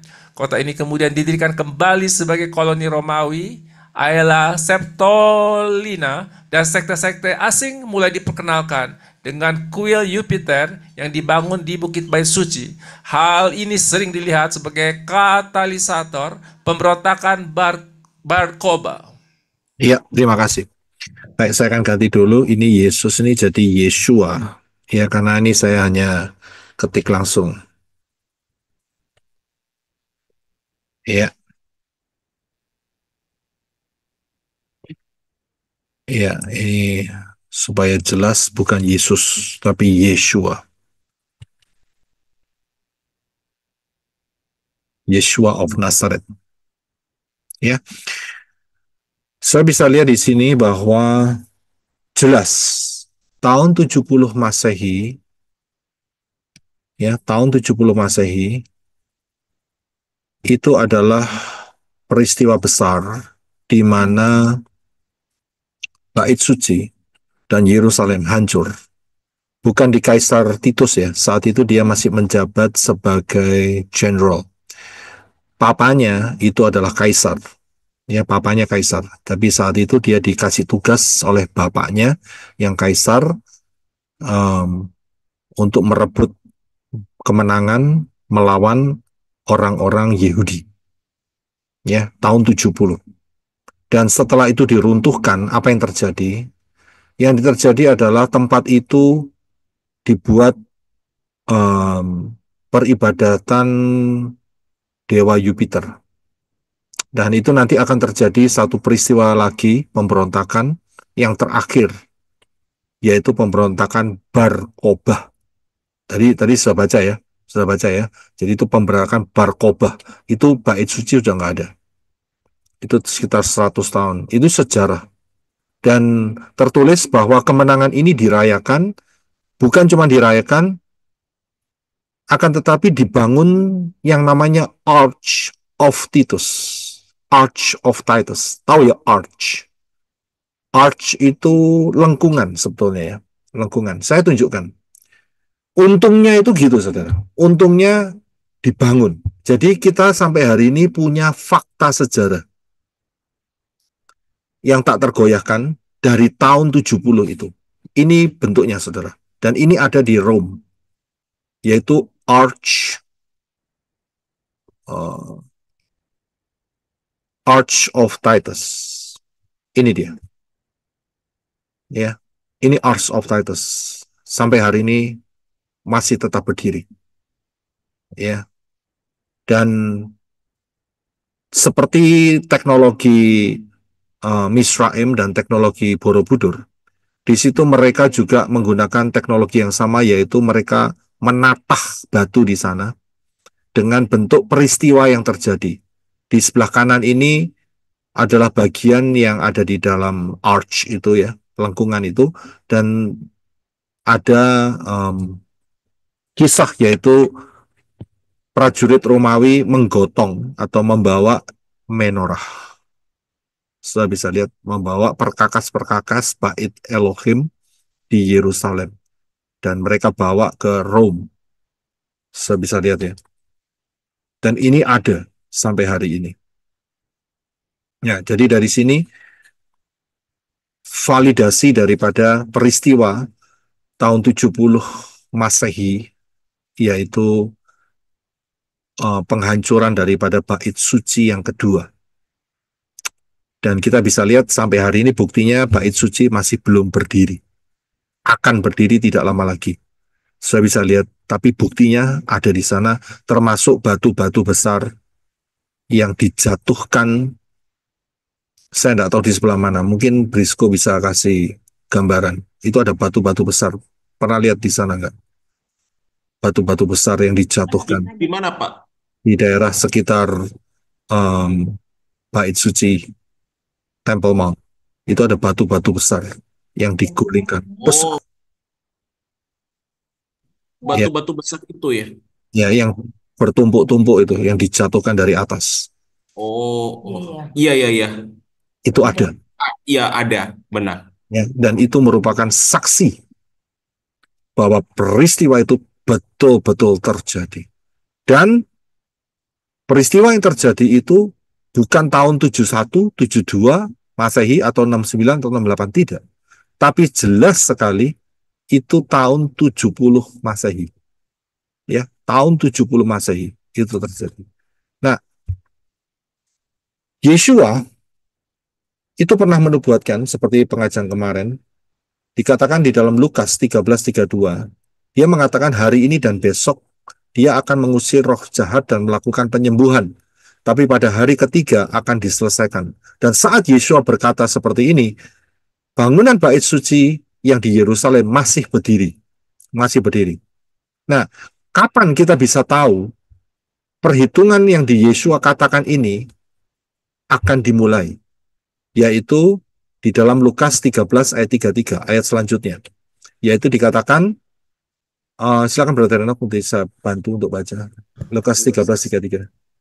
Lukas 13 ayat 33. Karena itu aku harus melanjutkannya hari ini, esok, dan hari berikutnya.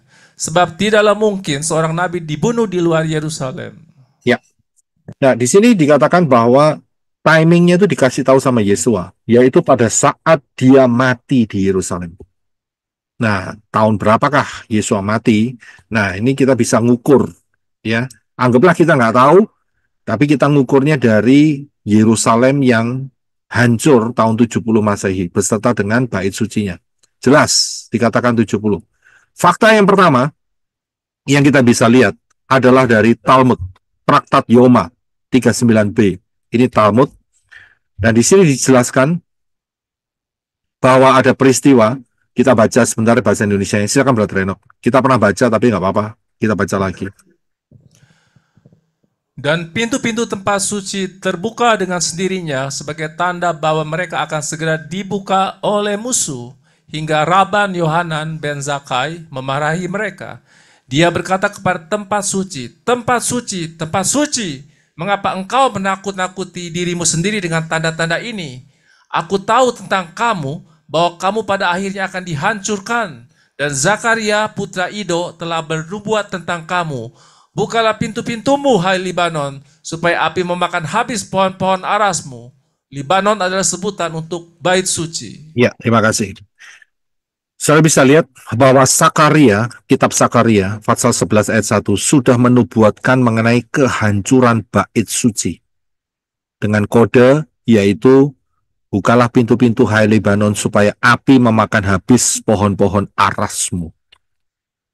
Ya, dan ini terjadi. Ya, ini terjadi. Nah, tadi kita waktu baca yang pertama, terjemahan kan ada Yohanan bin Zakkai. Dia juga lari kan? Nah, berarti di sini validasi, betul. Orang yang sama. Dan kemudian bukan cuma peristiwa ini saja, di mana pintu bait suci selalu terbuka. Ya, yang berikutnya adalah di traktat yang sama, traktat Yoma 39b, mengatakan, silakan dibaca, Brother Enoch, translation. Para orang bijak mengajarkan selama masa kepemimpinan Shimon Hatzadik, undian untuk Tuhan selalu muncul di tangan kanan imam besar. Setelah kematiannya, hal itu hanya terjadi sesekali, tetapi selama 40 tahun sebelum kehancuran bait suci kedua, undian untuk Tuhan sama sekali tidak muncul di tangan kanan imam besar. Demikian juga selai bulu domba merah tua yang diikatkan pada kepala kambing yang dikirim ke Azazel tidak berubah menjadi putih, dan lampu paling barat dari kandil itu tidak terus menyala. Ya, terima kasih.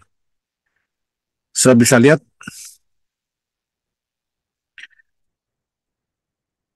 selama 40 tahun sebelum kehancuran bait suci kedua, kita sudah tahu kan, kehancurannya kapan? 70 Masehi. Selama 40 tahun, mereka selalu buang undi, dan undi itu tidak pernah muncul di tangan kanan imam besar. Begitu pula dengan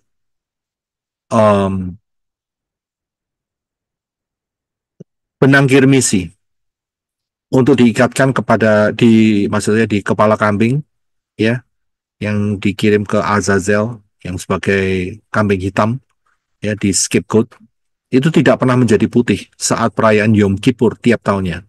Dan lampu, yaitu menorah, selalu padam tiap-tiap malam. Itu terjadi selama 40 tahun. Nah, dari sini kita bisa menentukan apa yang terjadi 40 tahun sebelum keruntuhan bait suci dan Yerusalem di tahun 70 Masehi. Yang terjadi adalah kematian Yeshua, yaitu 30 Masehi. Saya bisa lihat, jadi ada jangka waktu 40 tahun, saudara.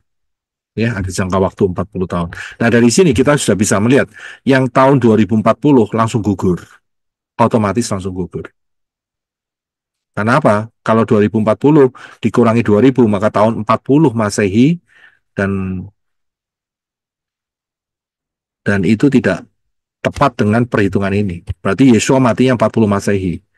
Kalau 40 Masehi, traktat Yoma mengatakan 40 tahun, tidak mungkin. 40 tambah 40, 80. Jadi udah langsung gugur, nggak match. Ya, tinggal dua sekarang, yaitu September 2030 atau September 2033. Ya, tadi di atas dikatakan dari traktat Yoma, kita sudah melihat bahwa kematian Yesua tahun 30 Masehi. Itu yang pertama.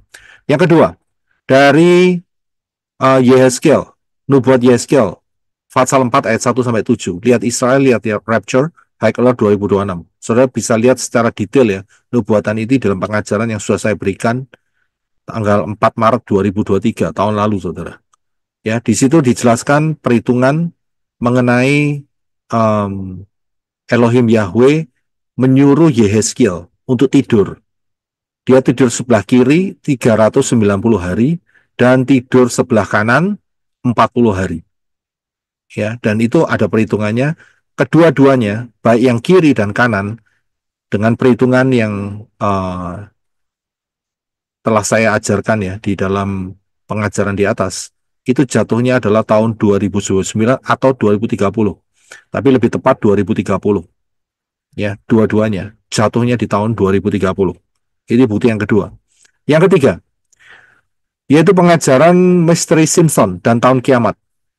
Ingat ya, ini tahun kiamat. Tahun kiamat itu berarti setelah selesainya kerajaan 1000 tahun. Di dalam pengajaran ini dikatakan bahwa tahun kiamat itu adalah tahun 3030. Berarti harus dikurangi 1000, ya, karena ada 1000 tahun kerajaan damai sebelum kiamat. Nah, jadi 3030 dikurangi 1000, akhirnya 2030. Ini yang ketiga. Yang berikutnya, kalau kita lihat 24 September 2033, kita mundur 2000 tahun. Kita kepingin tahu 14 Nisan saat kematian Yeshua itu hari apa? Ya, dengan menggunakan perhitungan yang sudah ada, ya. Itu ternyata dari 24 September 2033 mundur 2000 tahun untuk cari kematian Yeshua 14 Nisan, itu jatuhnya hari Jumat, tanggal 1 bulan April tahun 33, saudara. Hari Jumat. Pantes mereka merayakan Jumat Agung. Saya bisa lihat. Pantes. Merayaannya Jumat Agung.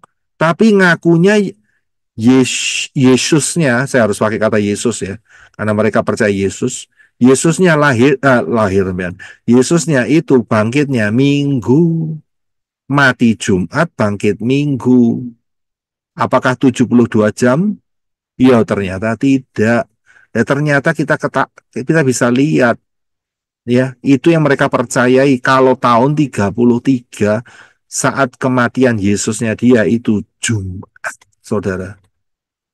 Saya bisa lihat. Nah, coba kita lihat kalau tahun 30. Ya, kalau tahun 30. Ya, kita ambil yang tahun 2030. 28 September 2030 kita mundurkan untuk mencari tahun 30 Masehi, 14 Nisan. Karena kematian Yesus. Jatuhnya hari Rabu, saudara. Luar biasa nggak? Jatuhnya hari Rabu. Cocok nggak dengan kematian? Oh, Nah, saudara bisa lihat. Pas matinya Rabu, Yesua 14 Nisan. 3 hari, 3 malam kemudian, 72 jam, bangkitnya Syabat. Saya bisa lihat. Ya, bangkitnya Syabat. Ya, ini pembuktian berikutnya. Nah, kalau kita coba tarik yang 2030, kita mundurkan 7 tahun, ya, berarti startnya adalah kalau seandainya, ya, ingat ya, jangan dipotong ya kalimat saya. Seandainya kita pakai 7 tahunan masa anti Hamasiyah, berarti startnya adalah 16 September 2023. Nah, dikatakan bahwa ayat 27, saya perhatikan ayat Daniel 9:27, kemudian ia akan meneguhkan perjanjian dengan banyak orang selama 1 minggu. Meneguhkan perjanjian dengan banyak orang. Berarti umum tidak? Di publik tidak? Publik. Saya bisa lihat meneguhkan perjanjian dengan banyak orang. Berarti publik. Masuk CNN tidak? Masuk. Kompas masuk enggak? Masuk. Femina masuk enggak? Mungkin masuk. Iya kan?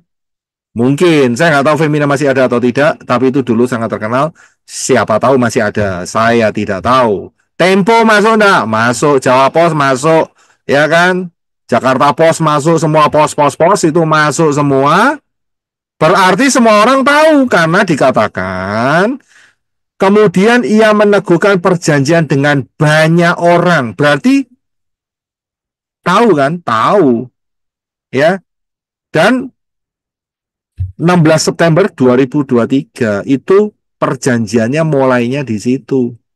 Sekarang 2024 akhir. Saya kembali ke picture supaya saudara bisa lihat. Saya bisa lihat sekarang 2024 akhir. Jadi perjanjiannya itu harus dibuat 16 September 2023. Nah, pertanyaannya adalah saudara dengar enggak ada perjanjian 7 tahun sekarang? Dengar enggak? Nggak ada, Pak. Nggak ada. Saudara bisa lihat nggak ada. Siapa yang mau bikin perjanjian? Nggak ada. Saya bisa lihat nggak ada sampai sekarang. Berarti ya kita bisa simpulkan, ya, kesimpulan yang terakhir adalah ini dia, saudara. Ya, yang 2023 bisa dianggap gugur, dan 2030 28 September adalah kandidat terkuat untuk apa? Untuk kedatangan Yeshua HaMasyiah yang kedua. Saya bisa lihat. Jadi ini kandidat yang terkuat. Sabtu 28 September 2030. Saya bisa lihat alasan-alasannya. Tapi buat saudara dan saya, kita mesti jaga-jaga. Karena itu saya berikan pengajaran lebih awal atau terlambat. Ya, kita jaga-jaga 1 tahun. Ya, jaga-jaga 1 tahun. Jadi kita jaga-jaga 2029. Ya, dan mundur 1335 hari. Ya, itu jaga-jaga. Itu nanti jatuhnya sekitar awal akhir 2025 atau awal 2026. Ya, tapi sebetulnya kalau yang mau tepat untuk melihat hari ke-7 bulan ke-7 ya tahun ke-7000, maka kandidat yang terkuat adalah 1 Tisri 5791 karena ini jatuh pada hari Syabat, harinya 7, bulan Tisri, bulan ke-7 September ya. Kalau dikonversikan um, ke Gregorian ya, dan tahun 2030.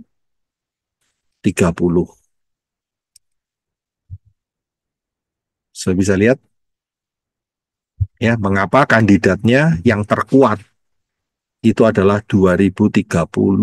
Itu alasannya. Ya, supaya saudara paham, tidak meraba-raba. Nah, dari 2030 itu saudara ngitung mundur 1335. Ada yang ngomong Januari, ada yang ngomong Februari. Ya, tidak masalah. Ya, tidak masalah. Mau Januari, Februari, ya saudara bisa ngitung sendiri matematikanya. Saya sudah suruh ngitung lagi seperti itu, cuma beda 1 bulan. Ya, bahasa Asia Timurnya itu cincai lah. Ya, sama-sama teman, cincai lah. Ya, 1 bulan mah nggak ada artinya. Yang penting kan sudah jaga-jaga, ya kan? Ya, jadi ya jaga-jagalah. Ya, jaga-jaganya kita bukan 1 bulan, saudara, nggak cukup.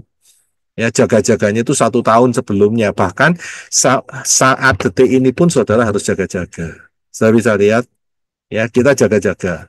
Kita nggak tahu, ya hari dan saatnya. Itu jangan dicari. Karena sudah tertulis hari dan saatnya, hari dan jamnya jangan dicari. Ya udah nggak usah nyari. Ya, tapi bulan dan tahunnya, nah itu tidak dibatasi. Boleh-boleh saja.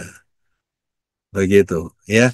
Dan tidak lama lagi, saudara dan saya, ya, sangat mendekati dengan Harpazo. Karena itu bumi, penduduk dunia ini, ya, dikecualikan saudara dan saya, ya kan masuk di dalam 6.000 tahun penggenapan setelah kejatuhan Adam dan Hawa.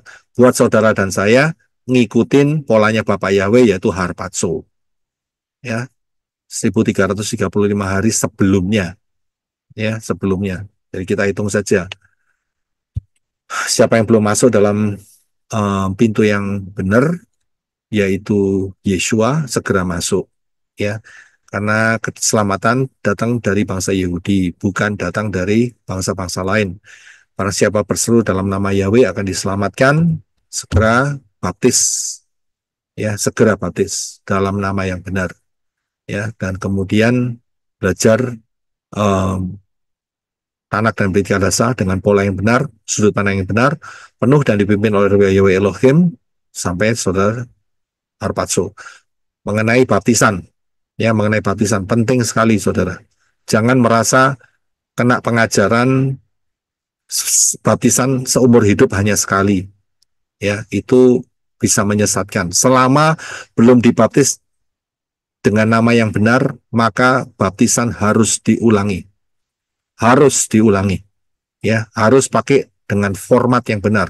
Nama Yahweh, nama Yesua, dan Ruah Yahweh Elohim. Setelah itu, siap-siap harpazo. Bapak Yahweh memberkati. Haleluya. Amin.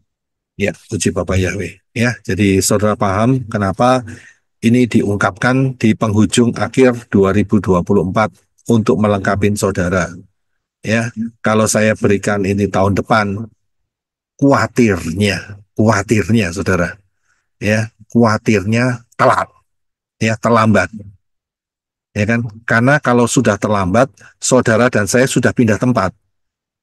Ya, sudah pindah tempat. Sampai di Samayim, saya kehilangan poin. Nggak ngajari saudara. Nah, gitu saudara.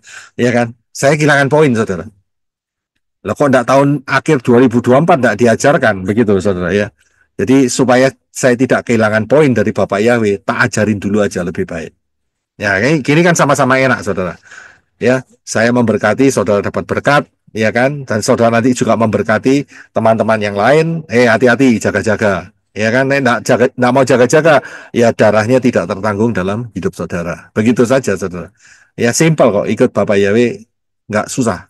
Saya bisa lihat, jadi mumpung belum terlambat. Siapa tahu masa penantian jaga-jaga, tiba-tiba Bapak Yahweh berubah misalnya, saya nggak tahu ya, ya tiba-tiba dipercepat pakai pola Shemitah, ya sudah untung. Saya bisa lihat sama-sama untung, ya sama-sama untung ya. Tapi kalau misalnya pola Shemitah ternyata Bapak Yahweh nggak mau pakai seperti itu, ini kan cuma perkiraan manusia saja. Ya kan, ternyata Bapak Yahweh pakai pola Yobel, iya enggak masalah. Saudara dan saya sudah siap. Saya bisa lihat, ya enggak masalah. Saya bisa lihat kita siap, kita ready untuk mengenakan tubuh kemuliaan. Amin. Ya, Bapak Yahweh memberkati saudara sekalian. Shalom. Kita satukan hati dalam doa.